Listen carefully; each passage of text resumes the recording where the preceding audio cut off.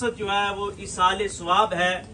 اگر آسان لفظوں میں بیان کیا جائے تو ایصال ثواب اسی کو کہتے ہیں کہ ہم نیک اعمال جو بھی کریں اس کا تحفہ اپنے مرحومین کو پیش کر دیں، تو اس کو ایصال ثواب کہا جاتا ہے۔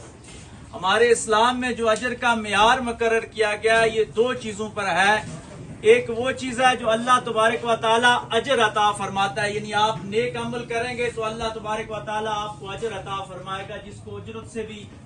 متشابہ کیا جاتا ہے کہ اجرت دی جاتی ہے۔ لیکن زیادہ تر ہمارے اسلام کا جو معیار ہے یہ اللہ تبارک و تعالیٰ کی رحمت، اس کے فضل اور اس کے کرم پہ چل رہا ہے، اور امت مسلمہ کو خصوصی طور پر آقا علیہ الصلوۃ والسلام کی اس خاص رحمت سے یہ حصہ عطا ہوا کہ اس امت کو جہاں بہت سارے اللہ تبارک و تعالیٰ نے خصوصی کرموں سے نوازا ہے، ان میں سے ایک بڑا کرم یہ ایصال ثواب کی محفل ہوا کرتی ہے، یا ایصال ثواب کے جو پروگرامات ہیں یا ایصال ثواب ہے۔